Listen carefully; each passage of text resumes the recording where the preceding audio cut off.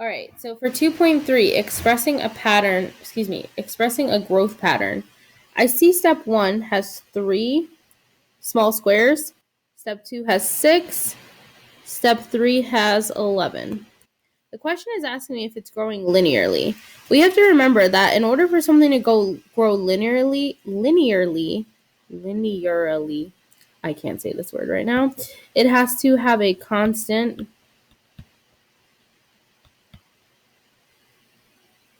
rate of change. But what I see is that if I go from 3 to 6, I'm adding 3. If I go from 6 to 11, I'm adding 5. So I would say no.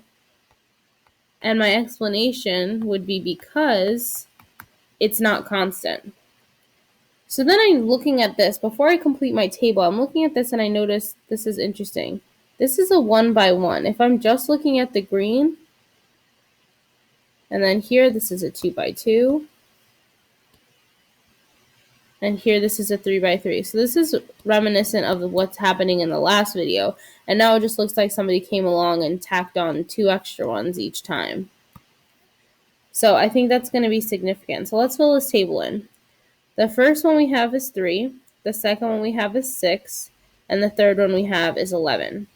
So if it's asking me for 4, well, I'm thinking I'm going to have a 4 by 4 array, which 4 times 4 is going to give us 16.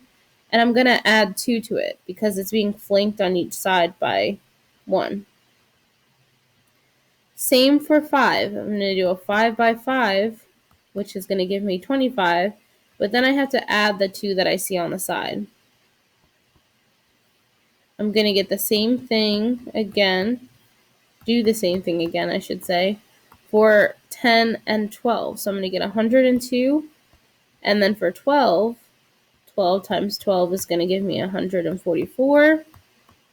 And if I add 2 to that, I'm going to get 146.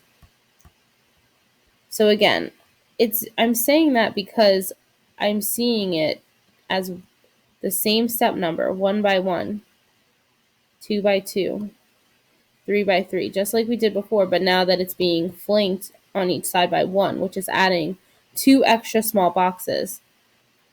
So I'm going to take this pattern that I just did here and create an expression. N times n for whatever step I'm on, plus 2. But I'm going to simplify that. N times n is n squared. So n squared plus 2.